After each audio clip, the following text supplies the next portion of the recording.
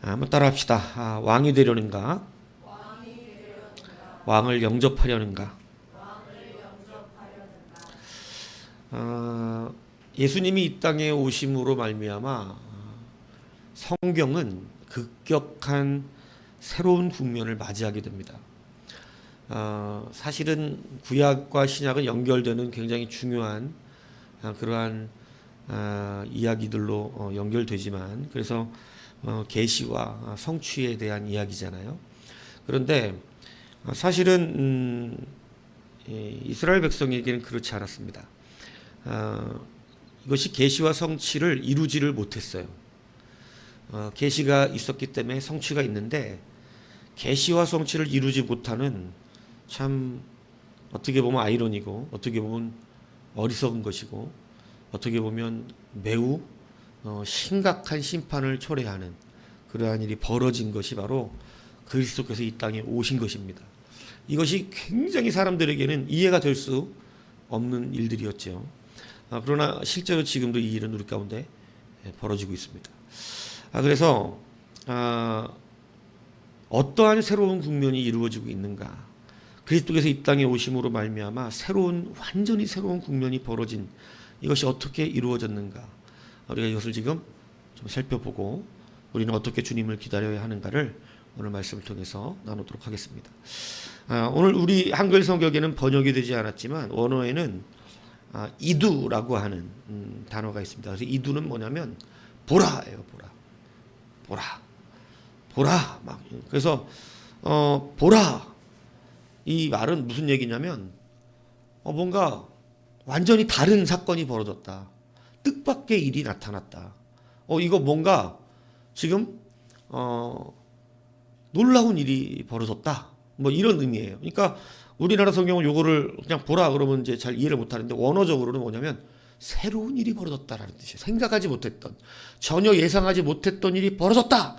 이 의미를 담고 있는 게 바로 이두입니다.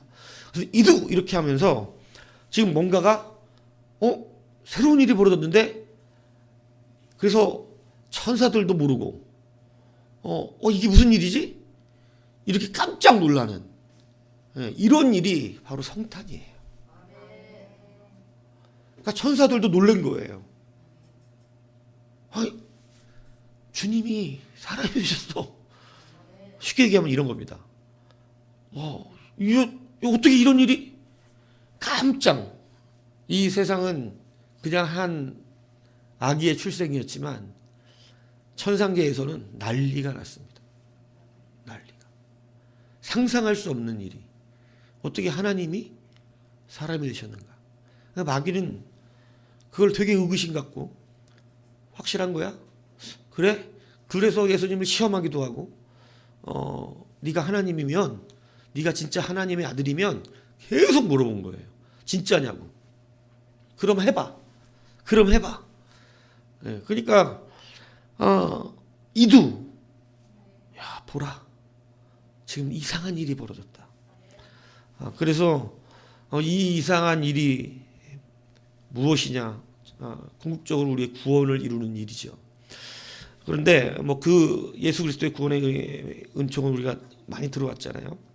근데 오늘 이 예수 그리스도의 나심으로 말미암아 왜 하나님의 백성이었던 이스라엘은 예수님을 영접하지 않고, 왜 이 일이 우리에게 은혜가 되었는가? 자, 오늘 본문에 보면 박사들이 나옵니다. 이 박사들이 어디로부터 온 박사들이에요? 동방이죠. 이런 동방이란 말로 무식한 인간들이 꼭 우리나라라고 이렇게 얘기하는 이런 사람들이 있죠. 근데 여기서 이 이스라엘에서 동쪽에 있는 나라를 말하는 겁니다. 그러니까 이 동방이라고 하는 말은 굉장히 중요한 의미를 성경에 담고 있습니다. 이 아나텔로라고 하는 건데 해가 뜨는 동쪽을 말하는 거예요. 그런데 이스라엘 동쪽에 위치한 가운데서 천문학이 발달되어 있던 나라들이 바로 페르시아, 바벨론, 아라비아 이런 나라들이었습니다. 그러니까 이 동방 박사는 무슨 박사들이에요? 신학 박사예요? 뭔 박사예요? 천문학 박사들입니다. 예. 그 당시에는 천성술이라 그러는데, 예. 그러니까 이 별을 보고 점을 치기도 하는 점성술사들이죠. 그러니까 이런 동방의 박사들이 왔어요. 그러니까 이 동방의 박사들이 어디서 왔을까? 막 어떤 사람도 우리나라라 그러죠. 근데 그게 아니고 이 천성술이 이때 가장 발달된 나라가 바벨론, 페르시아, 뭐 아라비아 뭐 이런 나라들이에요. 그런데 그 중에 어디가 예수 그리스도의 복음을 받았을까?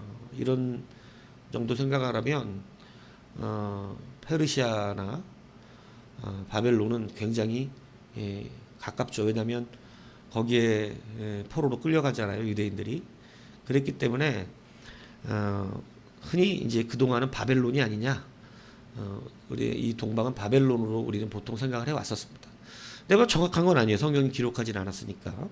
그런데 바벨론에서 온 박사든 뭐 페르시아에서 온 박사든 이게 중요한 게 아니에요, 사실은. 그냥 만약에 이 시대에 어디서 온 박사인지 알았을까요, 몰랐을까요? 마태가 이거 알았을까요, 몰랐을까요? 당연히 알죠. 어느 나라 사람들인지 몰랐겠어요? 압니다. 근데 왜 나라를 기록하지 않고 굳이 동방이라 그랬는가? 동방이라고 표현했는가?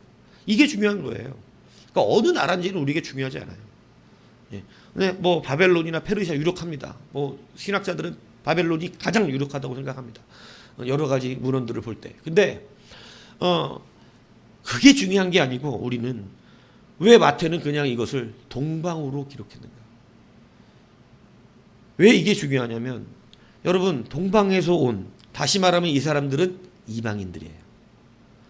이방에서 온 사람들이 유대인의 왕으로 오신 이를 뭐하러 와요?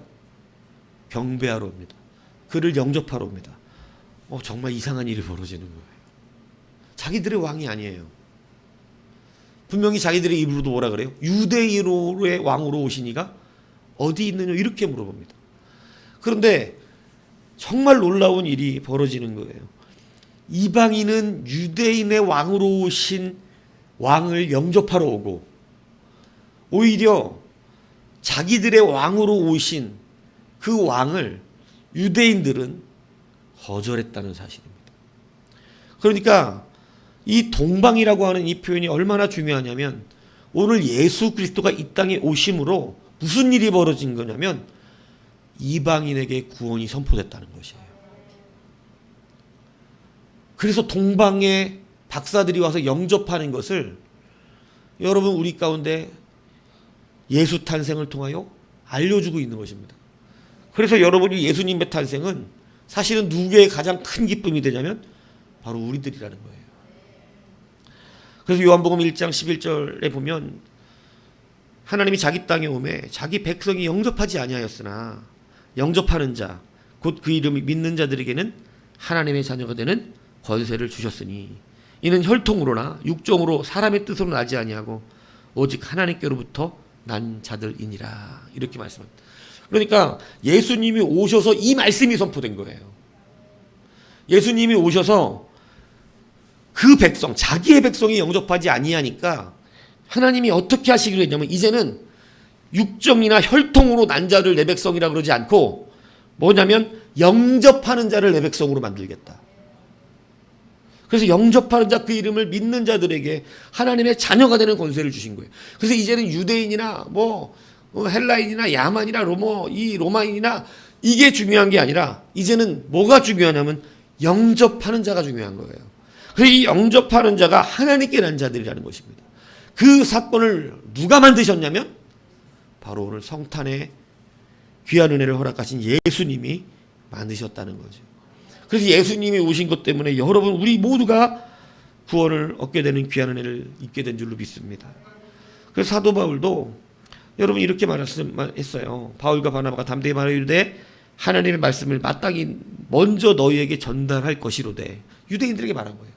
하나님의 말씀은 너희가 먼저 받아야 되는 게 마땅한 건데 너희가 그것을 모르고 영생을 얻기에 합당하지 않은 자로 자처하기로 이제 우리가 이방인에로 향하노라. 그러니까 사도 바울도 이것을 영적으로 깨달은 거예요. 복음을 이스라엘이 받아들이질 않았기 때문에 이 복음이 이제 누구에게로 갑니까? 이방에게로 흘러간다. 이렇게 말합니다. 그래서 여러분 우리는 사실 성경이 말하잖아요. 접붙여진 나무라고. 오늘 여러분 이 성탄의 의미가 바로 우리에게, 이방인에게 구원이 선포되는 놀라운 역사였음을 여러분 믿으시기를 바랍니다.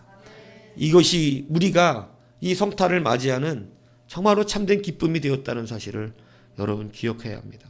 그래서 성경은 이두, 하나님이 사람이 되신 것이 가장 이두지만, 그죠? 그런데 이 더 놀라운 사건은 뭐냐면 바로 우리 이방인에게도 그리스도의 복음이 증거되고 선포되는 놀라운 역사가 이루어졌다는 것이에요.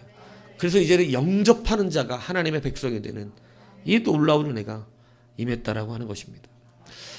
여러분, 자 그러면 여러분 왜 이스라엘은 예수 그리스도를 영접하지 못하고 이방인은 영접하게 되었는가?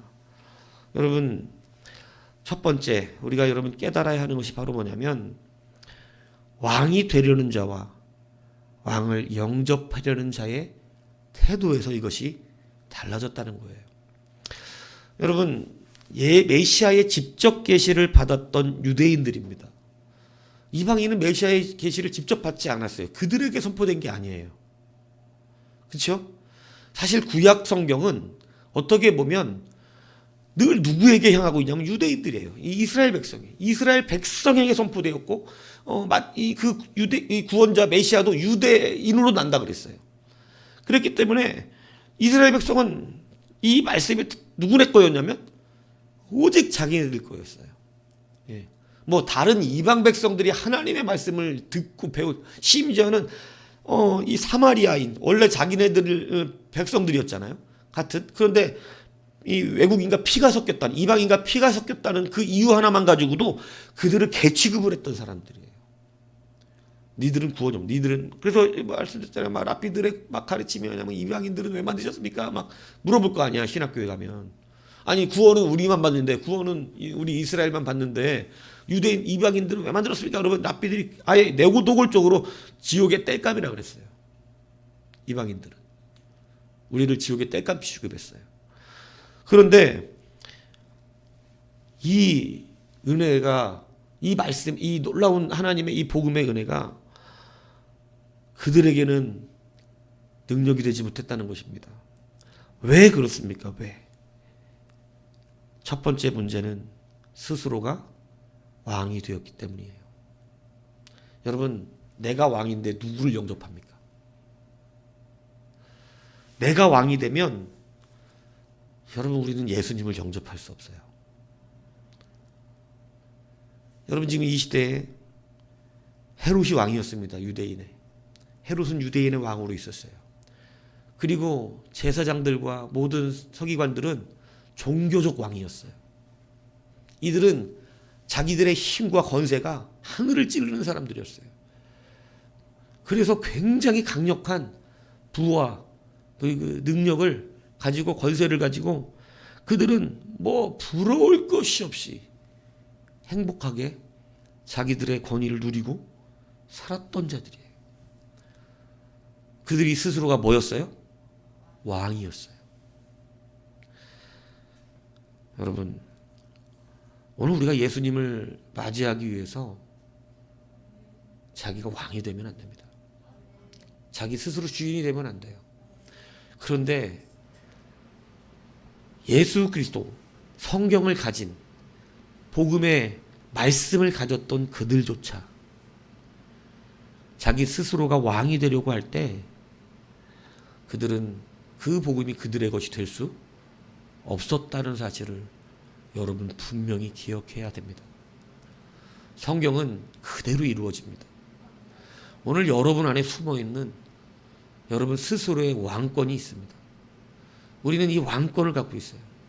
그래서 내가 교회 안에 주인이 되고 싶어하고, 내가 뭔가 영향력을 행사하고 싶고, 그리고 자기 의를 가지고 교회를 간섭하고 싶어 해요. 그런데 교회는 내가 간섭하는 곳이 아닙니다. 교회는 주님이 간섭하세요. 주님의 것이거든요. 교회는 주님이 주인으로 계신 곳이에요. 우리가 교회를 사지 않았어요. 주님이 교회를 사셨어요. 그런데 우리는 내가 사지도 않은 내 피값으로 교회를 샀습니까? 아니죠. 주님의 피값으로 사셨죠. 우리는 그래서 주님의 종들이에요. 주님이 우리를 피값 주고 우리를 주님이 사셨어요. 그래서 주님이 주인이고 예수님이 우리의 주인이고 우리는 그의 노예들이에요. 노예들. 예수님의 노예들이라고. 듣기 좋은 말로 종이라 그러는 거지 종하고 노예가 같은 말이라고. 예. 근데 자꾸 종종하니까 막 하나님의 종 막 이렇게 생각해갖고 막 종인데도 왕이야. 여러분 우리는 종이에요. 노예라고요. 노예. 제가 오늘도 아침에 교회 오면서 차 타고 오면서 막 좀 고단하더라고 마음이. 왜냐면 도대체 이건 쉬는 날이 없어. 계속 똑같은 거긴 한데 달라야 돼. 그러니까 늘 항상 우리는 걸어 다니면서도 생각을 하고 다녀야 돼요. 무슨 얘기인지 이해 가세요? 우리 걸어 다니면서도 늘 저는 오늘 이 성탄을 얘기하면서 또 뭘 하냐면 주일날 말씀을 또 생각해야 돼. 주일날은 어떤 말씀을 해야 돼? 하나님 주일날은 어떤 말씀을 그러면서 갑자기 문득 뭐야 이거 계속 그냥 뭐 똑같은 기술직이면 그렇잖아요. 그냥 내가 방사선사면 맨날 똑같은 것만 하잖아. 내가 오늘 가서 새로운 생각 안 해도 돼. 내가 알고 있는 기술 갖고 가면 돼 그냥. 매일 출근한다는 것 뿐이지 새로운 거 뭐 창조 안 한다고. 그냥 오늘 가서 똑같이 그냥 맨날 사람 가슴만 찍어대면 된다고. 그런데 이건 매달 막 새로 막 고민을 해야 돼요. 쉬지를 못해 머리가. 예? 맨날 고민해야 되는 거예요. 맨날. 그렇죠? 예. 그러니까 좀 마음이 뭐냐면 야 이건 진짜 쉬는 날이 없다. 그런데 그러면서 무슨 생각이 드냐면 바로 내 마음에 근데 참 그래서 또 감사하다. 참 주께 매인 종이라는 게 내가 종이니까 해야 되는 거지. 노예니까 해야 되는 거지. 그러니까 하나님이 나를 분명히 당신의 노예로 삼으셨구나. 이게 또 감사해요. 노예니까 하는 거야. 네? 내가 주인이었으면 했겠어? 종이니까 하지.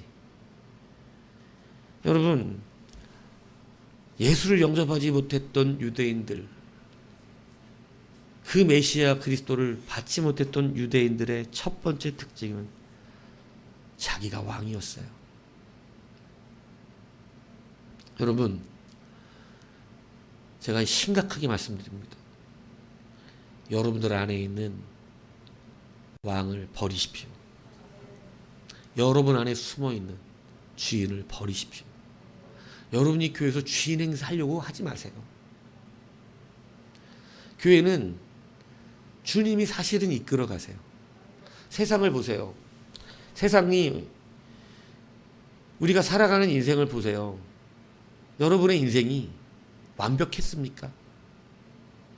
늘 깨끗했고 늘 거룩하고 늘 온전했어요? 여러분 늘 행복한 일만 있었습니까? 그렇지 않죠? 불행하기도 하고 더럽기도 했고 온전하지 않았습니다. 그런데 여러분 그것들을 다 통하여 하나님이 일하고 계세요. 온전한 것들만 갖고 우리는 변화되지 않아요. 늘 행복한 것만 있다면 행복이 뭔지를 몰라요. 늘 행복한데 그게 일상이지 무슨 행복이겠어요. 여러분 아무 일이 일어나지 않으면 내가 뭐가 기쁘고 뭐가 감사한지조차도 몰라요. 근데 때로 배가 고프니까 먹을 게 맛있는 거예요. 무슨 얘기인지 이해 가십니까? 조금 우리가 살면서 몸이 아파 보니까 안 아픈 게 감사한 줄 알아요. 근데 안 아프기만 하면 사람 죄질 생각합니다. 즐거움이 없거든요. 여러분 그냥 돈이 좀 모자라 보니까 돈의 귀함도 알아요. 근데 늘 돈이 풍족하잖아요. 재미가 없어요. 그래서 이상한 거 생각해요. 그러니까 여러분, 배고픔이 좋은 게 아니라고 자꾸 생각하지만 그렇지 않습니다.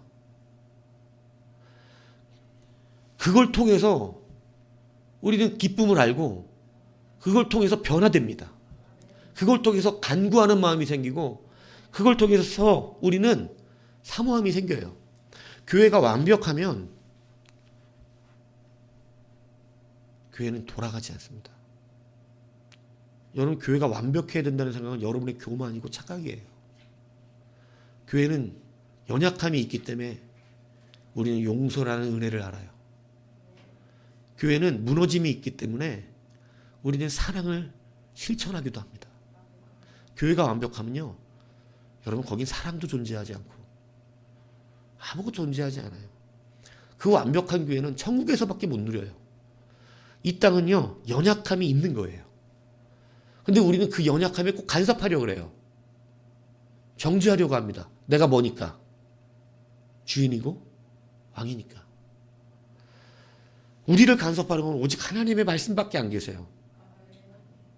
그렇기 때문에 여러분, 우리는 이 시간에 이제는 내가 교회 안에서 주인처럼 살아왔던 모습들을 버리지 않으면 교회를 찾아오시는 주님을 거절하게 됩니다. 여러분, 이것을 기억하셔야 돼요.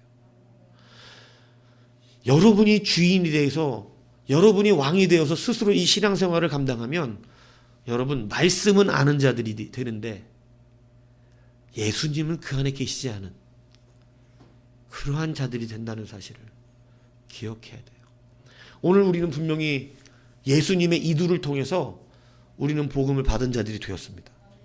근데 우리가 새로운 유대인이 될 수 있고 새로운 바리새인이 될 수 있다는 사실을 우리는 두려워해야 하는 것이에요. 여러분, 유대인들은 지금 스스로가 왕이 되어 있어요. 나라까지 뺏긴 자들인데도 불구하고 나라가 없는데도 그들은 뭐가 됐어요? 왕이 되어 있었어요.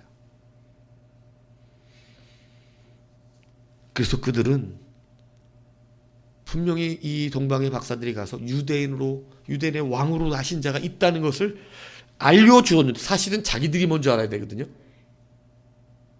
자기들이 먼저 알아야 돼요. 자기들의 왕이잖아요. 근데 이방이 와서 알려줘요. 뭐라고? 소동이 납니다.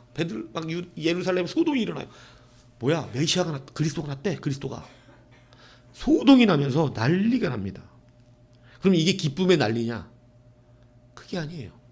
큰일 난 거예요. 누가 왕인데? 자기들이 왕인데 지금 유대인의 왕 메시아가 났다 그러니까 기쁘지가 않은 거예요. 이거 다 내려놔야 돼. 다 줘야 되는 거예요. 뺏기게 생긴 거예요.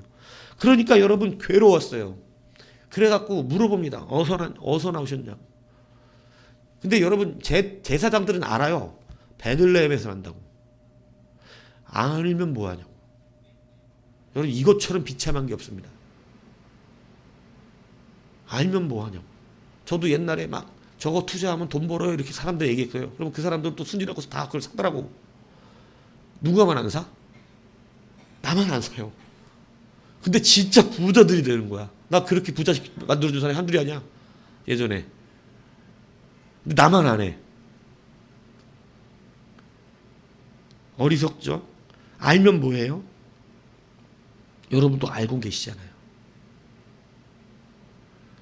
그런데 자기가 왕이다 보니까 이들은 그게 기쁘지 않습니다.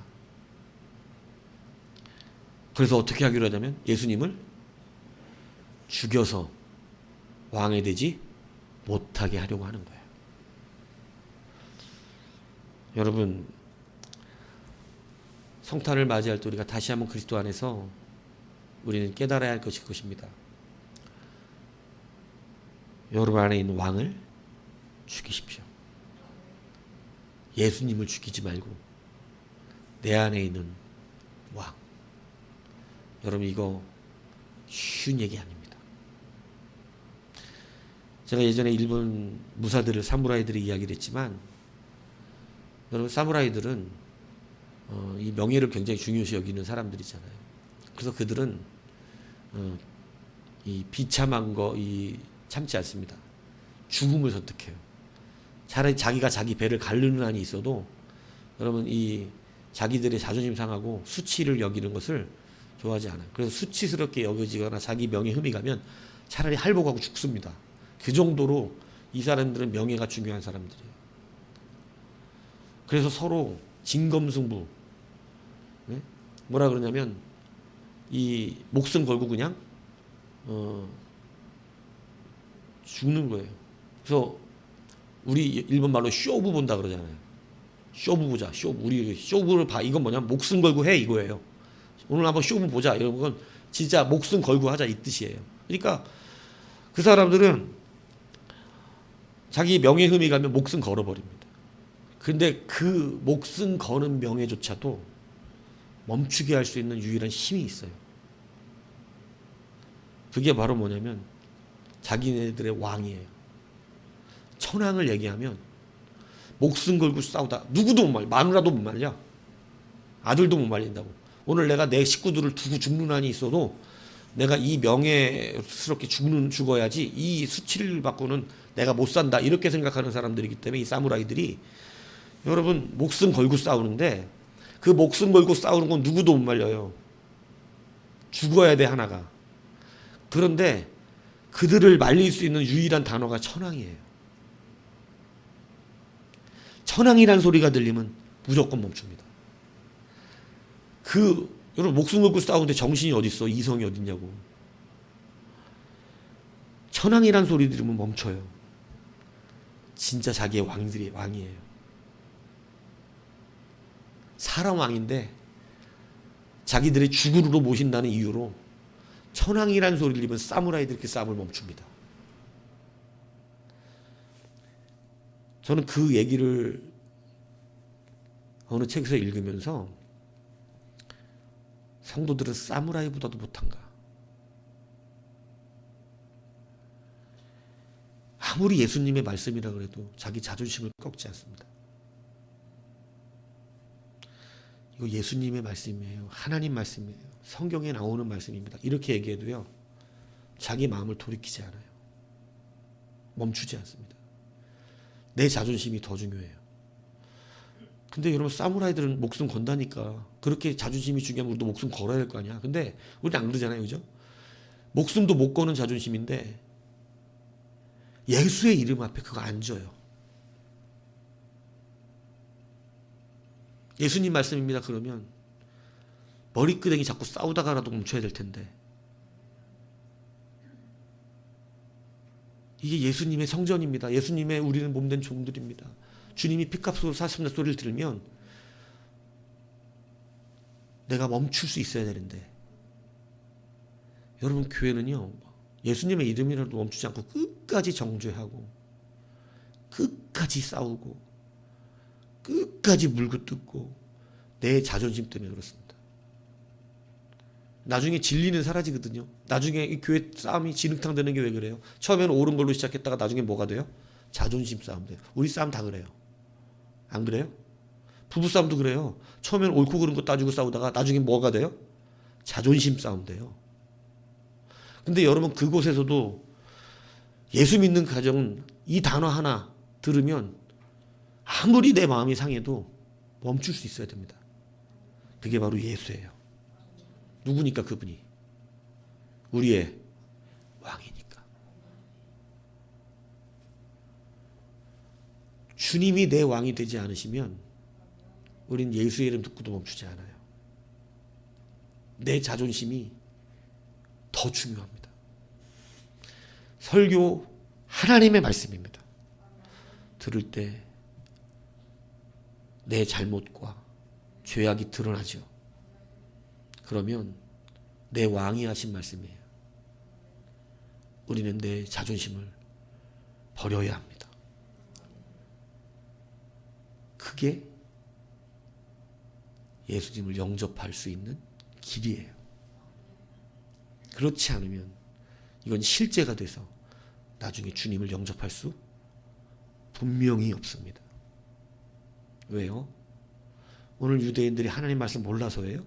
아니요. 예수님 어디서 나냐 그러니까 대방에 알아요. 구약에 나와 있는 메시아의 예언을 꽤 뚫고 있어요.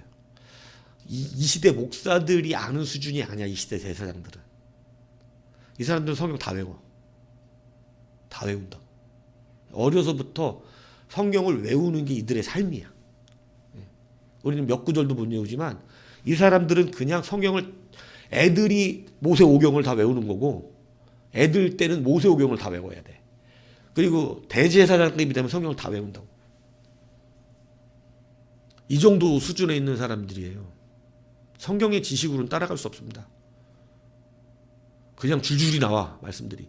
그런데 어서 예수님이 메시아 그리스도가 어서 나냐 그러니까 바로 성경 말씀 들이대면서 베들레헴이라고 압니다.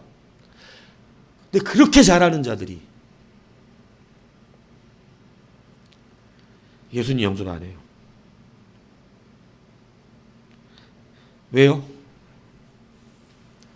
내 왕권을 내어주기 싫기 때문에 그래요. 사울왕은 하나님을 섬기는 자 같았지만 사실은 하나님은 그의 왕이 아니었습니다. 그의 왕은 누구예요? 자기 자신이었어요. 그래서 하나님의 말씀에 순종되지 않습니다. 하나님의 말씀이라고 사무엘이 와서 그렇게 이야기를 해도 듣지를 않아요. 자기 스스로가 왕이었기 때문에 그렇습니다. 오늘 여러분이 이 말씀을 잘 붙드셔야 됩니다. 여러분 안에 있는 왕. 여러분 이거 애들도 갖고 있어요. 애들도. 꼬맹이들도 자기가 왕이에요. 이거는 높고 낮음의 문제가 아니에요. 누구든지 갖고 있는 거예요. 누구든지 자기가 왕이면 예수님 못 만납니다. 오늘 우리는 성탄을 맞이해서 그냥 기쁜 것이 아니고 여러분의 왕권을 내려놓아야 합니다. 이게 중요한 거예요. 여러분이 갖고 있는 그 왕권, 내가 스스로 하나님이 되려고 했던 그 우리들의 원초적인 죄악들의 심령, 아담이 갖고 있었다면 여러분도 갖고 있죠. 그렇기 때문에 내가 하나님이 되려고 하는 이 왕권을 내려놓아야 합니다. 이것을 내려놓지 않으면 여러분은 성탄절을 100번, 1000번을 맞이해도 주님을 영접할 수 없습니다. 그러므로 이 시간에 여러분이 이 말씀을 통해 여러분의 안에 있는 모든 스스로 주인되었던 것들을 다 내려놓으시기를 축복합니다. 그래야 주님을 영접할 수 있는 것입니다. 두 번째는 지식이 아니라 진리예요. 여러분, 지식만 가지고는 우리는 하나님을 만날 수 없습니다. 말했지만 하나님에 대한, 성경에 대한 지식은 유대인들이 더 충만히 잘 알고 있어요. 동방의 박사들이 더 알 리가 없어요. 제사장들과 서기관들은 성경책에 대한 연구를 어마어마하게 하는 사람들이었습니다. 그들은 지식으로는 동방 박사들이 따라갈 수 없는 자들이죠. 하나님에 대한 지식으로. 그럼에도 불구하고 예수님을 경배하고 예수님을 만난 건 지식 있는 자가 아니었다는 거예요. 그것은 바로 뭐냐면 진리를 가진 자들이죠. 여러분, 이 진리의 능력은 어디서 나오는 거예요? 바로 진리라고 하는 것은 실천입니다. 지식과 진리의 한 끗의 차이가 어디서 바꿔지는 줄 아세요? 비슷한 것 같잖아요. 지식은 사실이잖아요. 이 사실과 진리가 한 끗 차이로 갈라져요. 많은 사람들이 사실은 알고 있습니다. 내 말이 사실이잖아, 이거. 네. 그리고 여러분 너무 사실 좋아하지 마세요. 그것은 천국에 가는 지식이 아니에요. 우리는 같은 것이지만 사실적으로 이 지식으로만 사는 자와 진리를 이행하는 자는 다른 거예요. 여러분, 사랑이라는 것이 무엇인지 아는 지식하고 사랑을 가지고 있는 건 다르죠. 사랑이 뭔지를 아는 건 지식이라고 그러는 거예요. 사랑은 오래 참고 사랑은 온유하며 사랑은 이렇게 말하면 그건 사랑을 알고 있는 거예요. 지식이 있어요. 사랑에 대한. 그런데 온유하면 그는 사랑이 있는 거예요. 무슨 얘기인지 이해가시죠? 요게 진리와 사실을 가르는 거예요. 그 사람은 사실에 대해 알아요. 그러나 진리가 없기 때문에 그는 사랑의 열매는 맺지 못합니다. 교회 안에서 예수님을 만나지 못하는 사람들의 특징이 있어요.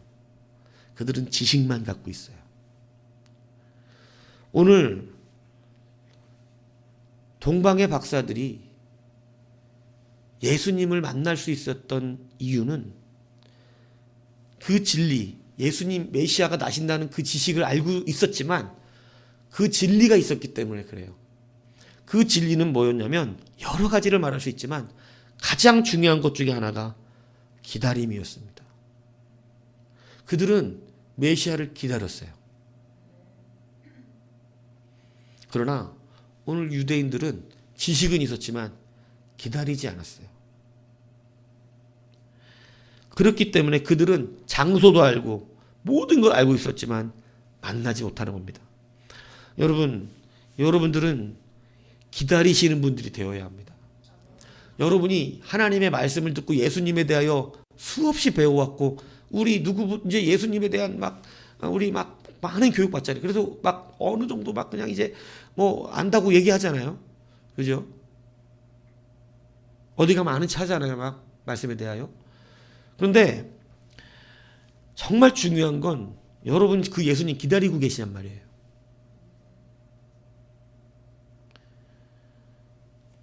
예전에 우리 할머니는 원로는 저도 같이 살았었는데 이렇게 아침에 일어나시면 늘 밖에 나가서 하늘을 보세요. 하늘을. 그냥 이제 꼬맹이 때인데 하늘 왜 봐? 그러면 저렇게 막 구름이 올라오면 혹시 저 구름 사이로 주님이 오실까 봐 그래요. 그래서 예전에 그 말이 뭔지 몰랐어요. 그러면서 그런 분들이 예전에는 꽤 계셨어요. 어떤 분이 계셨냐면 이 목사님 일찍 돌아가신 사모님이었는데 이분은 다 유품을 정리했어요. 다 정리하고 이제 그냥 조그만 책상 하나, 성경 읽을 만한 책상 하나에다가 성경책만 놓고 이제는 옷도 그 옛날 요즘은 그런 잘 하얀 소복 같은 거, 하얀색 그 한복 있죠? 그거 입고 이제는 늘 죽을 준비를 해요. 항상 가지런히 나요. 다 정리하고. 그리고 아침마다 나가서 하늘 봐요. 이분도 새벽 예배 갔다 와서. 그 이유가 뭐냐면 주님이 오늘 오실지 내일 오실지 모르기 때문에 자기 준비하고 기다려야 된다는 거예요. 그래서 흰 옷으로 깨끗하게 입고 여러분 뭐 이런 거 말하면 되게 우습게 여기는 분들이 있는데 그런 뜨거움은 있어 봤고 그런 기다림은 있어 봤고 못 따라가면 그냥 부러워하셔야지. 어떤 이 지식만 가득 찬 인간들이 있어, 목사들 중에도. 그러면 이걸 성경적으로 해석하려고 그래. 그런 행위를 모르냐 그러냐. 그러니까 예수님 못 만나고 은혜도 모르고 성령도 안 나타나는 거야. 여러분 우리는 지식으로 예수 믿는 게 아니에요. 사실 지식은 여러분 예수님이 나의 구원자라는 거 하나만 알아도 천국 가는데 지장 없습니다. 그런데 주님을 누리는 은혜는 참된 기다림 속에서 나온다는 거예요. 여러분 기다림은 굉장히 우리에게 설레임을 줍니다. 그렇죠? 여러분 그런 적이 없으면 불쌍하긴 한 거야. 근데 연애를 해보면 너무 좋아하는 사람을 만나러 갈 때 요즘 휴대폰이 있어서 그런 설레임도 많이 사라졌지만 휴대폰 없던 시절을 그죠? 편지 보내면 사흘씩 일주일씩 걸리던 시절, 그런 시절 기다림이라는 게 내가 편지를 붙이고 나면 분명히 내일 안 와. 내 거 가지고 있는 중이야 편지가. 근데도 괜히 우체통 팅팅 열어보는 모를 줄 알았어. 그런 설레임이 있고 어디서 만나자 그러면 그죠? 그 찻집 같은 데서 만나기로 하면 거기서 기다리는 그죠? 뭔가 만나기 전에 가슴이 쿵닥쿵닥 뜨는 그런 설레임들이 있던 여러분이 기다리는 것이 얼마나 감사하고 행복한 일인지 몰라요. 그죠? 이 기다림의 감사가 여러분 오늘 우리에게 있어야 합니다. 성경은 누가 예수님을 영접하고 만날 수 있다고 그랬냐면 그분을 기다리고 있는 자예요. 그래서 옛날 그 소설이 있었잖아요. 남편이 감옥에 가 있는데 부인이 면회 오잖아요. 근데 오랜 세월 감옥 생활하고 나와야 되니까 그럼 부인에게 얘기하잖아요. 내가 나오는 날 동네 어귀 나무에다가 노란 손수건 하나를 걸어놓으면 당신 나를 끝까지 기다려준 줄 알고 내가 집으로 돌아가고 손수건이 안 걸려 있으면 아니 이제 당신이 나를 잊은 줄 알고 그냥 떠나겠다고. 근데 여러분 그 손수건 이 감옥에 나가고 딱 지나가는데 어떻게 걸려 있어요? 많이 걸려 있어요? 왜요? 네? 기다려서? 네. 저는 그걸 생각해 봤어요. 왜 많이 걸려 있을까? 그 말을 한 날 뒤로부터 날마다 걸었겠지. 날마다. 그죠? 날마다. 뭘 의미하는 거예요? 난 당신을 기다리고 있다는 거죠. 그래서 그게 감동이잖아. 여러분, 동방박사는 어떻게 그 별을 발견했을까요? 찾고 있었어요. 기다리고 있었어요. 메시아 별이 언제 나타날까? 그들이 살아가기 전에 안 나타날 수도 있었을 것입니다.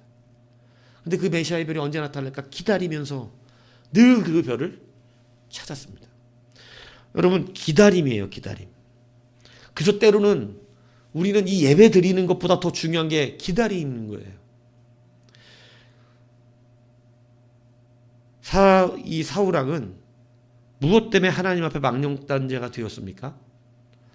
제사를 안 드렸기 때문에 그렇습니까? 그렇지 않아요. 오히려 제사는 드렸는데 그가 망령되이 여김받은 건 기다리지 않았기 때문이에요. 그래서 사무엘이 그랬거든요. 너는 나보다 앞서 길갈로 내려가라. 내가 네게로 내려가서 번제와 화목제를 드리니 분명히 사무엘이 번제와 화목제를 드린다 그랬어요. 내가 네게 가서 네게 행할 것을 가르칠 때까지 7일 동안 기다리라. 7일 동안 기다리라 그랬어요. 그런데 사울왕은 사무엘이 오지 않으니까 정한 날에도 오지 않았다. 그러니까 자기가 스스로 뭐 했어요? 번제 드려버리죠.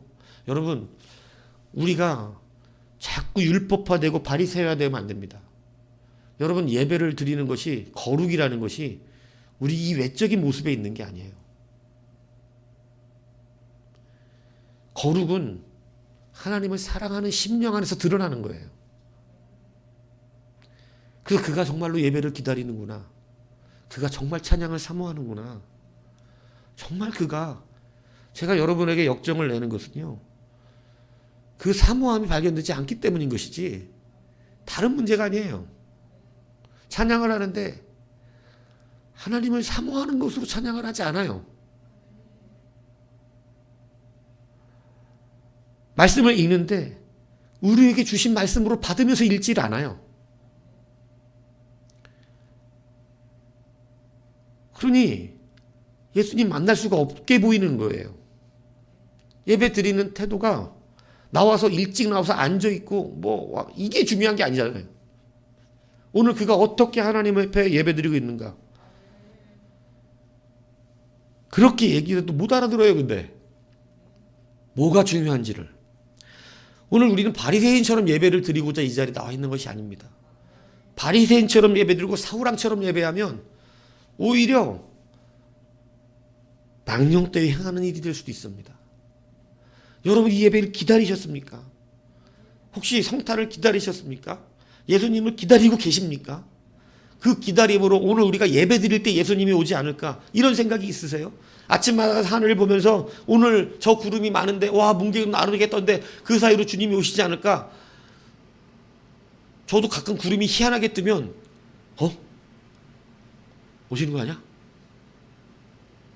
이런 생각 해보거든요. 가끔 새벽에 나와서 일찍 이 해 뜨는 그 저기를 보면 구름 이상하게 뜨는 날 있어요. 가끔씩. 예. 기다리는 것이죠. 여러분, 오늘 이 동방의 박사들은 주님을 기다렸기 때문에 그 성탄의 능력을 맞이한 줄로 믿습니다. 그러나 여러분, 메시아 별이 떴지만 이스라엘은 그 별이 떴는지조차도 모르고 있더라는 거예요. 여러분, 이 메시아의 별이 뜰 거라는 것은 사실은 성경의 앞에 창세기에 보면 이 별이 우리들의 모든 계시를 나타내는 것으로 써놨어요. 그러니까 이 별에도 메시아의 별, 이 예전의 사람들의 합하게 하나님이 그들에 맞는 은혜를 허락하시는 거예요. 그러니까 사실은 그 별을 기다렸다면 그 별에 하나님 주셨던 지혜를 통해 저게 그리스도의 별이라는 것을 누구든지 확인할 수 있었을 거예요. 별을 연구하는 사람들이라면. 물론 별이 어떻게 나타났는지 진짜 이딴만한 별이 돼서 이렇게 갔으면 다 봤겠지. 내 얘기하잖아요. 막 별이 갑자기 하늘에 엄청난 막 빛이 딱 떠올라서 지나갔으면 뭐 이 동방방어스만 봤겠어. 누구나 다 봤겠죠. 이상한 별이 있다. 그래서 어떤 사람은 헨리의 성이 떴다는 등 뭐 이런 얘기 하지만 사실은 이것은 그렇게 알 수 있는 별이 아니에요. 주님을 찾는 자들이 볼 수 있는 별이에요. 무슨 얘기인지 이해가시죠? 별이 어떤 현상이 일어나면 이것을 메시아의 별이라 그랬다. 왕의 별이라 그랬다. 그래서 그것을 알고 연구하고 찾는 사람만 볼 수 있는 별이다 이거야. 가만히 있으면 볼 수 있는 별이 아니라. 그렇기 때문에 여러분, 기다리는 자들은 주님을 찾아요. 찾습니다. 시대를 분별합니다. 그래서 여러분, 그는 이제 그 별이 나타날 때를 맞이할 수가 있는 거예요. 그래서 하박국 2장 3절에 보면 이 묵시는 정한 때가 있나니 그 종말이 속히 이르겠고 결코 거짓되지 아니하리라. 비록 더딜지라도 기다리라. 지체되지 않고 반드시 응하리라. 그러니까 누가 주님을 만날 수 있다고 성경은 가르치고 있어요? 기다리는 자라는 거예요. 더딜지라도 어떻게 해야 돼요?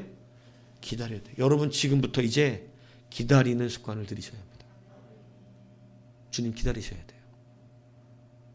기다리지 않고 그냥 세상에 취해 살아가지 않으셔야 돼요. 세상에 살지만 기다리면서 사셔야 됩니다. 성경은 결단코 예수를 아는 지식으로 우리가 천국에 간다고 가르치지 않습니다.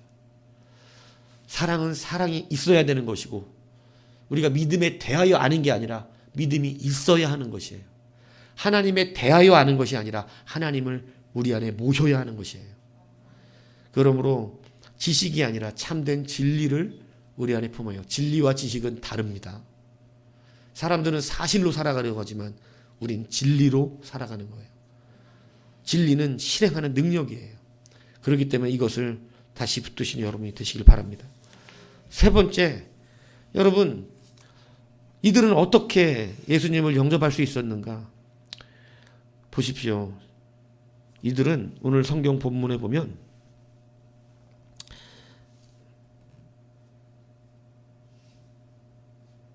10절 보세요. 10절에 보면 어떻게 써져 있어요? 그들이 별을 보고 매우 크게 기뻐하고 기뻐하더라. 이렇게 두 번 써졌잖아요. 기뻐하고 기뻐하더라. 이 반복을 하는 것은 이들이 정말 엄청나게 기뻤다는 뜻이에요. 여러분, 우리가 예수님을 영접할 수 있는 세 번째 방법은 기쁨입니다. 하나님을 기뻐하는 거예요. 여러분도 기뻐하는 사람이 있고 기뻐하지 않는 사람이 있죠. 친구들 가운데도 보면 기쁜 친구가 있고 만나면 기뻐하지 않은 사람도 있고 있어요. 그죠? 예. 근데 여러분, 누가 주님을 만나냐면 주님을 기뻐하는 자예요. 그런데 유대인들, 이 헤롯 왕, 이 대제사장들, 서기관들은 예수님 메시아의 메시아가 나셨다 그러니까 기뻐해요, 불안해해요? 여러분, 기쁘지가 않아요. 여러분, 여기서 차이가 나요. 주님은 자기를 기뻐하는 자의 심령에 들어가십니다. 자기를 기뻐하는 곳에 계세요. 그렇잖아요. 여러분 주님 기뻐하지 않는데 여러분 가 계실 리가 없잖아. 그래서 여러분 내가 성령으로 충만하지 않다. 주님을 기뻐하지 않는 거예요. 주님을 기뻐해야 돼요. 근데 유대인들, 이 헤롯, 서기관들, 대제사장들 마음에 근심이 가득합니다. 메시아가 났다니까 기쁘지가 않아요. 한 개도 기쁘지가 않아. 그런데 여러분, 내가 예수님을 사랑하는가를 어떻게 알 수 있는 줄 아세요? 주님에 대한 기쁨이 있는가로 알 수 있어요. 주님에 대한 기쁨. 주님에 대한 기쁨이 있으면 교회에 대한 기쁨이 생깁니다. 교회에 대한 기쁨이 있으면 예배에 대한 기쁨이 있어요. 여러분, 그 기쁨이 증거예요. 그래서 주님은 너는 나를 기뻐하지 않는다 그래요. 유대인들에게 한 말입니다. 여러분, 오늘 우리가 마귀에게 빼앗긴 게 무엇인지를 다시 기억해야 돼요. 여러분, 우리에게 기쁨이 있어야 됩니다. 말하지만 연애할 때 서로 사랑이 콩깍지가 씌어있을 때는 지겨운 게 뭔지를 몰라. 지겨운 게 뭔지 모른다. 용빈아, 애인이 생기면 지겨운 게 뭔지를 모른다니까. 그냥 계속 같이 있어도 안 지겨워. 서로 아무것도 안 하고 가만히 같이만 있는데도 안 지겨워. 막 어디 놀러 가는데 차가 그냥 엄청나게 막혀갖고 막 안 가는데 막 1시간에 막 1m 가도 안 지겨워. 이게 진짜라니까. 근데 여러분, 왜 안 지겹냐면 기쁘니까. 이 사람하고 있는 게. 근데 이제 남편이 슬슬 차 막히면 짜증낸다. 그러면 기쁨이 점점 사라지고 있는 거예요. 예, 차 막히면 안 간다 그런다. 그럼 이제 다 된 거예요. 예. 기쁨이 있어야죠. 기쁨이 사라지면 여러분 즐거운 게 하나도 없습니다. 그래서 성경에는 우리 가운데 기쁨을 빼앗기지 말으라고, 기쁨을 빼앗기지 않아야 한다고 가르치고 있는 거예요. 성경에 기뻐하라는 말이 얼마나 많이 나오는 줄 아십니까? 우리 가운데 항상 기뻐하라는 거예요. 그래서 여러분, 계시록 19장에도 여러분, 어린 양의 혼인잔치에 들어가는 그 사람이 누구냐면 즐거워하고 기뻐하는 자들이다. 우리가 즐거워하고 크게 기뻐하며 그에게 영광을 돌리세. 어린 양의 혼인기약이 이렇고 그의 아내가 자신을 준비하였으므로. 기뻐하는 자들. 그죠? 주님이 우리 가운데 무엇을 가르치셨냐면, 이 제자들이 나가서 막 예수님 말씀 갖고 귀신들을 내쫓고 막 병을 고치고 이렇게 해서 기뻐 갖고 돌아왔어요. 그랬더니 주님이 그 기뻐하는 것을 교정해 주세요. 이렇게 교정해 주세요. 귀신들이 너에게 항복하는 것을 기뻐하지 말고 너희 이름이 하늘에 기록된 것으로 기뻐하라. 구원을 기뻐하라. 여러분, 이게 굉장히 심각한 말씀입니다. 귀신 내쫓는 건 일이죠, 일. 하나님의 일입니다, 일. 그죠? 교회에 일하는 걸로 기뻐하지 말고 너희들이 구원의 기쁨이 있는지를 확인하라는 뜻이에요. 그러니까 여러분, 일하는 걸로 교회는 지금 기쁨을 만들어주거든요. 제가 왜 자꾸 여러분들에게 자꾸 이 말을 하냐면, 여러분이 아직 신앙이 깊어지고 이 단계에 오르기 전까지 좀 이해가 안 갈 수도 있어요. 이 껍데기로 교회 운영하는 건 쉽다니까요. 일 주면 돼, 일. 일 주면 인정받는 것 같고, 일을 열심히 해서 내가 예수 잘 믿는 것처럼 느낍니다. 근데 예수를 진짜 잘 믿는 게 뭔지 아세요? 구원의 기쁨이 내 안에 충만한 거예요. 이게 예수 믿는 자예요. 주님이 지금 우리 가운데 정말 심각한 얘기를 해주신 거예요. 귀신이 떠나간 걸로 기뻐하지 마. 그걸로 기뻐할 게 아니야. 너희들이 하늘에 기록된 아버지의 나라에 구원받은 하나님의 백성이라는 기쁨이 있는지. 근데 교회가 지금 어떻게 속여면서 이끌어가는 줄 아세요? 교회가 보람 남는 일을 시키면 된다니까. 여러분들이 이해 안 가죠? 보람이 있어야 될 거 아니에요? 주의 일하는데, 그죠? 근데 여러분, 있어야죠. 당연히 있습니다, 보람이. 근데 그걸 속으면 안 된다. 보람된 일하고 지옥 가는 사람 셌습니다. 남들은 그 보람된 일로 이득을 봤을지 모르지만 여러분에게 구원의 기쁨이 없다면 그 보람된 일이 무슨 소용입니까? 여러분, 열심히 일하는 걸로 교회에서 기쁨을 찾는 사람들이 많아요. 제가 예전에 얘기했지만 막 토요일 날 1일차 집한다 그러고 뭐 이 바자회 한다 그러면요, 토요일 날 사람들 어마어마하게 모여요. 금요일 날, 예, 금요일 날 준비해서 토요일 날 일해야 되니까 어마어마 모여갖고 막 서로 낄낄거리고 웃으면서 풍선 달고 뭐 달고 막 해. 막 일들을 막 죽으라고 행복해해. 막 주님 앞에 막 헌신한다는 기쁨이 있어. 막 또 1일차 집회하고 남는 돈은 막 가난한 이웃 돕는다는 막 연말연시 다 하잖아. 막 그러니까 막 행복해가지고 막 하는데 그날 저녁에 뭐가 있어? 철야 기도가 있잖아. 나는 그 일하는 게 기쁘지 않고 이 사람들을 어떻게든지 이 철야에 참석시키는 게 일이었어요. 그래갖고 일하는 사람들을 다 쫓아가면서 내가 부담을 준다고. 그 부담인지 모르겠지만 철야기도 하고 가실 거죠? 철야기도 하고 가실 거죠? 그렇게 얘기를 해도요, 싹싹 도망갑니다. 희한하죠. 주님의 일 기쁘게 하는 사람 같은데 기도회는 안 하고 가버려. 기도의 기쁨을 모르고 예배의 기쁨을 모르고. 왜 모르죠? 주님이 그 안에 없으니까 그래요.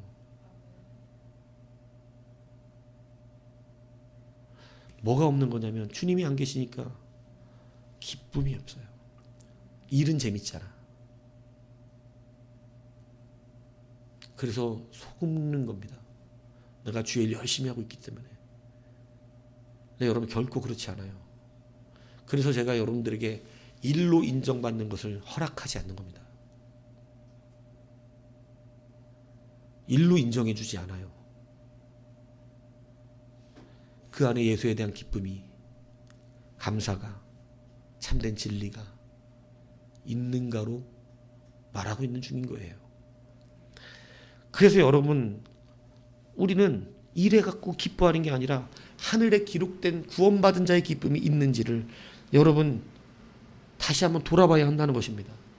그래서 이 기쁨을 가진 자는 고린도 후서 6장 10절에도 그는 근심하는 자 같으나 항상 기뻐하는 자가 된다고 분명히 가르쳐주고 있어요. 근심거리가 없는 게 아니에요. 우리 인생에. 우리 인생에는 근심거리가 분명히 존재합니다. 그런데 근심하는 자의 삶들이 있지만 그는 항상 뭐 하는 자예요? 기뻐하고. 왜? 그에게는 결단코 빼앗길 수 없는 가장 든든한 기쁨이 그를 붙들고 있기 때문에. 우리도 그렇죠. 살아가면서 여러 가지 뭐 조금씩 어려운 일들이 있을 수 있지만 내가 내 가정에 지켜지는 가정의 가장 든든한 어떤 버팀목의 기쁨이, 어떤 버팀목의 그 기둥이 이 안에 딱 붙어 있으면 이 잘잘하게 일어나는 이러한 것들을 잘 안 흔들리잖아요. 우리에게 기둥은 바로 구원받았다는 이 참 기쁨이 우리의 모든 삶을 지배해가는 거예요. 이것이 우리의 반석이에요.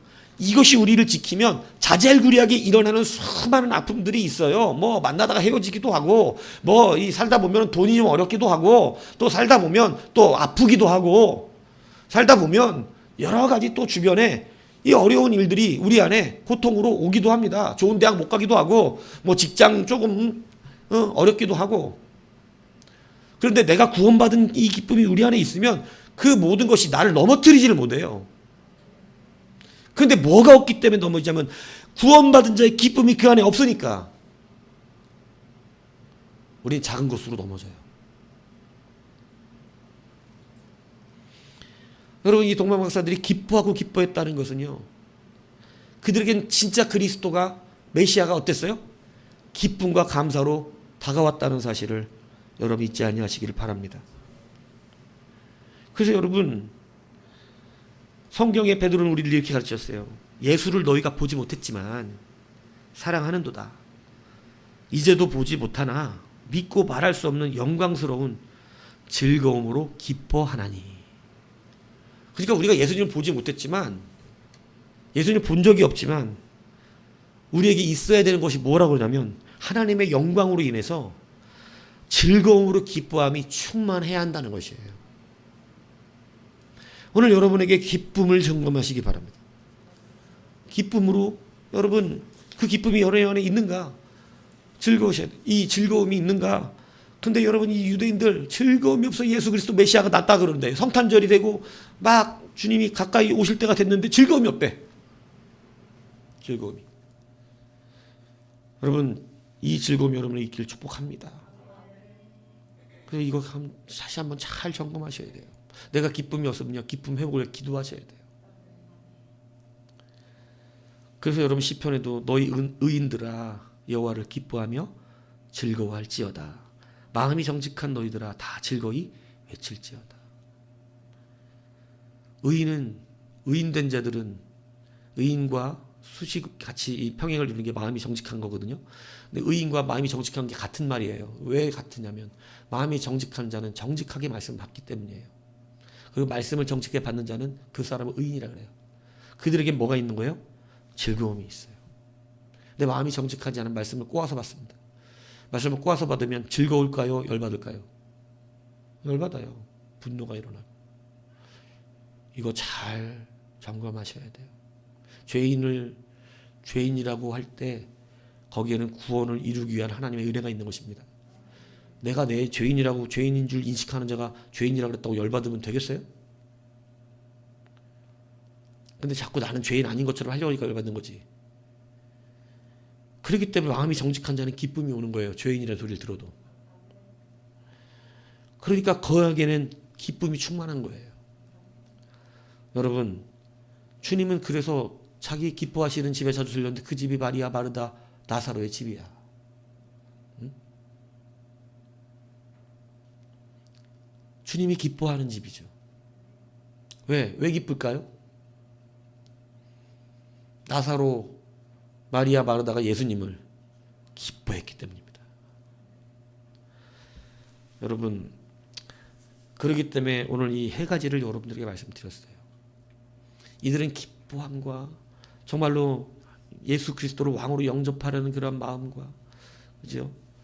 이러한 심령을 가지고 정말로 이 말씀의 진리를 따르는 자들, 기다리는 자들로 예수님을 영접했습니다. 그죠? 근데 오늘 사는 우리는 어떻게 그럼 예수님 영접합니까? 여러분 미국의 개신교 목사로 계시고 외교관 활동하셨던 헨리 다이크라고 하는 분이 계세요. 예, 책을 좋아하는 분들은 한 번씩 들어보셨을 거예요. 이분이 쓴 책에 이 네 번째 동방박사라는 책이 있어요. 그 관한 이야기를 썼어요. 근데 거기에 보면 이 아르타반이라고 하는 동방박사 이야기를 합니다. 우리가 보통 동방박사를 3명이라 그러잖아요. 근데 사실은 정확하지 않죠. 모릅니다. 그냥 세계의 예물이 있으니까 3명이 왔지 않을까 이렇게 생각을 하는 거지. 뭐 3명인지 아닌지는 저기 몰라요. 그런데 여하튼 그냥 3명이라는 어떤 가정적인 하에 네 번째 동방박사에 대해서 이야기를 해요. 이 아르타반도 원래는 3명의 동방박사와 함께 예수님을 영접하러 가기로 약속을 했던 사람이에요. 그래서 홍옥과 청옥과 진주 3가지 예물을 가지고 여행을 떠나는데 이제 좀 나라가 달랐어. 이 사람은 페르시아의 사람이에요. 그러니까 페르시아 사람이니까 이제 바벨론 사람하고 만나서 갈라 그러니까 어디에서 만나기로 했을 거 아니에요. 그래서 이 알타반이 청옥, 루비, 진주 3가지의 비밀을 저기를 갖고 당시 40세였는데 이 예수님을 만나기 위해서 같이 그 길을 떠납니다. 그러니까 이 사람들이 막 메시아의 별이 나타났다, 왕의 별이 나타났다, 온 우주의 왕의 별이 나타났다. 사람들이 막 비웃는 거죠.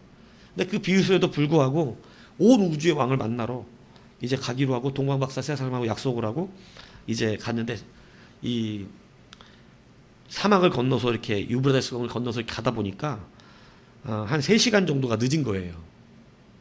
3시간 정도가 늦으니까 이 동방박사가 먼저 가버렸네? 가버렸어요. 그러니까 이제 자기 혼자라도 빨리 따라가야겠다 싶어서 이 막 오르테스 산기슭을 지나고 막 거기 이 니키아 사막을 건너서 막 이렇게 가서 이 처음에 못 만나면 다시 10일째 되는 때 만나는 그 자리를 가서 만나러 딱 가는데 종려나무 아래에서 병들어서 신음하고 있는 히브리인을 만납니다. 그리고 그 히브리인이 막 죽겠다고 살려달라고 그러니까 빨리 서둘러 가야 될지 갈등을 해요. 근데 알타반이 차마 병자를 두고 갈 수가 없어서 극진히 그 병자를 돌아보고 이렇게 치료를 해준 뒤에 떠날 때 그 병자가 당신이 누구냐고 묻습니다. 그러니까 나는 이 바사에서 온 알타반이다. 그렇게 이제 얘기를 하고 나는 예수님 온 우주의 왕을 만나러 가는 중이라고 이렇게 이야기하고 이제 약을 사주고 이렇게 떠나가요. 그래서 이제 두 번째 장소에 도착했는데 뭐 이미 늦었죠. 그러니까 또 세 명의 동방박사가 이미 떠났습니다. 배도 고프고 피곤하고 또 굉장히 고통스러운데 여하튼 자기 혼자 또 베들레헴에 이렇게 도착을 결국 했는데 예수님이 애굽으로 떠나셨다는 거예요. 예.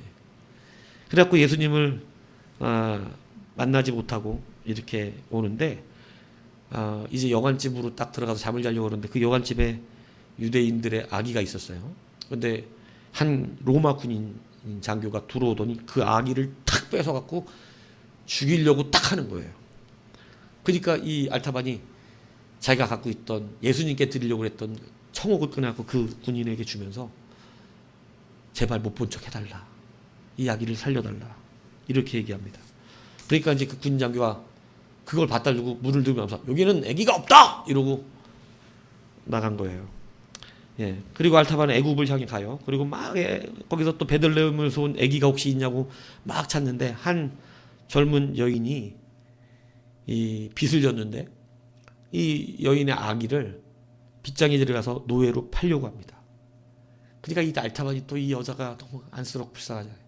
그래갖고 자기가 예수님께 들려줬던 루비를 또 그 줘서 빚을 갚아주는 거예요. 예. 그러고 나서 예수님을 찾아다니는데 못 찾고 33년이 흘러버려. 예수님 못 만나. 예? 그래서 다시 이제 어느새 70세가 되어서 넘어서 연약한 육적 노인이 되어서 예루살렘으로 돌아오는데 여러분 이제 막 보니까 막 여인들이 울고 저 골고다 언덕에 누군가가 나무를 지고 막 올라가는 그런 모습을 봐요. 예. 그러면서 막 보는데 누가 올라가냐 그러니까 우리 예수님이 올라간다니까 이제 이 사람이 저분이 우주의 왕이실 것이다. 이렇게 생각하고 막 이제 남은 진주 하나 있잖아요. 이 진주를 주님께 이거라도 드려야 된다 그러면서 그 노인네가 이제 막 그걸 올라가는데 예루살렘 성문 앞에서 한 소녀가 자기 죽은 아버지 때문에 빚으로 또 팔려가게 생긴 거야. 그래갖고 또 마지막 남은 진주를 이거 예수님 건데 예수님 건데 그리고 그 진주를 주면서 노예에서 해방시켜주고 갑니다. 그런데 그 순간 하늘이 꽉 어두워지는 거예요.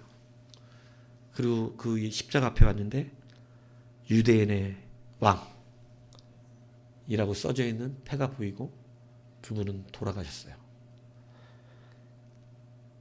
그러면서 이제 희미하게 주님께서 이제 이렇게 의식이 이제 있는 상태여서 그 밑에 가서 주님을 바라보는데 이제 주님과 눈이 마주쳤나 봐. 주님 마주치니까 이제 회개를 하는 거야 주님 앞에. 주님, 제가 주님께 드리려고 이렇게 준비했던 예물들을 주님께 다 드리지 못하고 빈손으로 이렇게 왔습니다.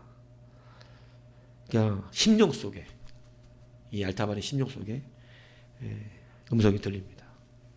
아들아, 너는 내가 줄일 때 먹을 걸 주었고 내가 목마를 때 마실 것을 주었으며 내가 노예로 팔려가려고 할 때 너는 나를 살려주었고 내가 병들었을 때 돌봤으며 너는 나에게 모든 것을 베푼 자다. 그러니까 이 속으로 그래요. 주님, 저는 주님께 그렇게 한 적이 한 번도 없고 오늘 처음 주님을 배웠습니다. 그러니까 네가 지나오면서 나누어 줬던 그 모든 그 예물들이 다 나에게 준 것이다. 이렇게 말씀을 하셔요. 이건 뭐 역사적 사실은 아니에요. 어떤 기반해서 한 알타반 목사님이 쓰신 네 번째 동방박사가 누가 되어야 하는가에 대하여 쓴 이야기입니다. 오늘 우리는 어떻게 이 성탄을 맞이하면서 실질적인 예수님을 영접하는 자가 될 수 있을까? 다시 한번 여러분이 이 말씀을 가지고 한번 생각해 보시기 바랍니다. 예수님께 한다고 하는 것, 우리 때로 너무 피상적으로 생각할 때 많습니다. 제가 늘 여러분이 강조하는 그거죠. 여러분, 뭐 맛있는 사과 갖고 오면 하나님께 드리려고 하늘에 드리겠습니까? 하늘에 던지면 받아가십니까? 그렇지 않잖아요. 여러분, 우리가 왜 우리는 자꾸 지식에 머무르는 그러한 신앙생활을 하게 되느냐? 우리는 자꾸 하나님을 강조하고 예수 그리스도를 이야기하지만 우리는 이질된 신앙생활을 할 때가 너무나 많아요. 저 예수님은 사랑하는데요. 저 예수님은 배반 안 하지만 이런 말들을 우리 수없이 이 말을 합니다. 저는 내가 목사님 싫어하는 거지 하나님 싫어하는 거예요? 내가 교회가 마음에 안 든다 그랬지 하나님 마음에 안 든다 그랬어요? 여러분, 이것은요 하나님을 빙자한 거짓된 신앙입니다. 네 번째 동방박사가 되어야 돼요. 주님은 분명히 가르쳐 주시잖아요. 그들에게 준 모든 것이 내가 받은 것이다. 우리 이것을 착각하기 때문에 하나님을 사랑하는 것, 하나님에 대한 믿음, 하나님에 대한 우리들의 이 마음이 마치 이 교회 안에서 있는 것과 다른 줄로 착각하는 경우가 얼마나 많은지 모릅니다. 근데 여러분, 실제 그렇지 않다는 사실이죠. 우리가 예수님 진짜로 사랑한다면 오늘 여러분 죄짓고 빚지고 여러 가지로 무너 깨어져가는 그들을 돌아봤던 이 알타방 같은 그러한 자들을 우리는 돌아보는 거예요. 여러분, 알타반이 만났던 사람들이 병든 사람이었고 빚진 자였고 그리고 죄를 져서 노예로 팔려가는 자였어요. 그러니까 우리들이 가지고 있는 모든 연약함이 거기에 다 있는 거예요. 죄진 사람도 병든 사람도 빚진 사람도 그들 다 죄인이고 다 부족하고 연약하고 우리의 사실로는 다 하나님 똑바로 안 믿어서 그런 거 아니에요? 우리는 그렇게 말할 수 있겠죠. 근데 그렇지 않아요. 그들이 우리가 예수님을 영접하는 동방박사의 참된 그러한 믿음을 발휘할 수 있는 그러한 영혼들이 다 예수님들이었어요. 우리가 다시 한번 이 성탄을 맞이하면서 우리가 어느 자리에 있는지를 여러분 다시 한번 기억하시기를 바랍니다. 여러분, 우리는 왕이 아닙니다. 왕은 우리의 예수님 한 분이십니다. 오늘 동방으로부터 동방박사가 예수님을 영접했다는 거 무슨 의미라 그랬어요? 우리에게, 이방인에게 복음이 증거된 은혜라고 말씀드렸습니다. 우리가 받은 은혜이잖아요. 그러니까 우리도 이제 예수님을 우리의 왕으로 영접하기 위해서 여러분, 예수님을 왕 대우하기 전에 내 안에 있는 왕을 버려야 합니다. 내 안에 있는 주인을 버려야 합니다. 내가 주인이 아니고 내가 왕이 아니에요. 이거 먼저 버리셔야 영접할 수 있어요. 이거 못 버리니까 여러분, 예수님 하나님 말씀은 달달달 외우고 막 엄청난 가르침을 주었던 사람들도 예수님 못 만납니다. 내 안에 있는 왕을 버리시는 여러분이 되셔야 합니다. 여러분, 지식으로 믿지 말고 진리로 믿어야 합니다. 진리의 가장 실천적인 것이 뭐예요? 기다림이라고 그랬어요. 기다림. 여러분, 기다리셔요. 예수님을 진실로 기다리고 사모하고 찾는 그러한 자들이 될 때 여러분, 예배도 구하고 찾고 그런 자가 은혜 받죠. 그냥 와서 앉아있으면 은혜 못 받아요. 여러분, 예배의 은혜를 구하고 찾고 오늘 말씀을 구하고 찾고 저 말씀 가운데 내게 주시는 것은 무엇일까 바라고 소망하는 것들이 우리 안에 있을 때 여러분, 그 안에서 예수님이 발견되어져요. 근데 그냥 기다림이 없는 예배, 구하고 찾는 것이 없는 예배, 그냥 와서 앉아있다 가고 시간만 끝나면, 그러니까 이 예배가 그냥 지루해요. 지루하다고. 즐거움이 없어. 여러분, 애인 만날 때는 안 그러잖아. 재밌잖아. 밤을 새드잖아. 그냥 밤을 새서라도 만난다고. 밤새 통화해도 안 지겹다고. 애인을 만나면. 그 다음날 일에 지장이 있는데도 우리는 그런다니까. 근데 예수님을 만나는 일은 너무 먼 살이죠, 우리. 아, 오늘은 새벽 예배 가지 말아야지. 아, 피곤하니까. 어저께 늦게 잤으니까. 오늘은 무슨 일이 있으니까. 예, 몸살이죠. 근데 여러분 사실을 사모하면 그럴 리가 없을걸요. 예, 나중에 용비는 깨닫는 날이 와. 아, 사모 진짜 좋아하면 이렇게 되는구나. 막 남들이 이해돼. 이해 안 가던 사람들도 다 이해된다고. 그러나 진짜로 예수님은 그렇게 사모하시기 바랍니다. 기쁨이 있어야 합니다. 다른 기쁨이 아니라 구원의 감격이 있어야 합니다. 이거 빼앗기면 여러분 우리는 사실은 즐거움이 없어요. 그래서 아무 여러분 우리 가운데 의욕이 상실됩니다. 그래서 기뻐하는 여러분 되십시오. 여러분 마지막으로 말씀드렸습니까? 예, 하나님 어떻게 섬긴다 그랬어요?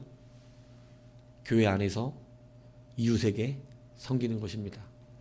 하나님과 여러분 이웃에 대한 이질감을 가지지 마십시오. 하나님을 사랑한다 그러면서 이웃을 사랑하지 않는 것은 거짓말이라고 성경이 분명히 가르치고 있습니다. 그러므로 여러분 이제 바른 우리 성탄의 의미를 생각하셔서 여러분 세상으로 다시 빛으로 파송되십시오. 여러분 어디 가든지 예수의 이름이 여러분 영접했던 동방 박사들처럼 여러분 이 예수님을 어린아이 예수님께 나와 경배했던 그러한 동방 박사들처럼 여러분도 이 예수님이 여러분 안에 살아계시길 바랍니다. 그래서 빛으로 오신 예수님의 빛을 비추는 여러분이 되십시오. 이게 성탄의 의미이고 우리가 누리는 진짜 기쁨입니다. 그래서 단순히 그냥 성탄의 설레임이 막 우리들이 놀고 즐기는 것에 있는 것이 아니라 내 안에 구원의 은혜를 허락하신 그 구원의 기쁨으로 충만한 은혜가 나타나는 복된 성탄이 되기를 주님의 이름으로 축복합니다.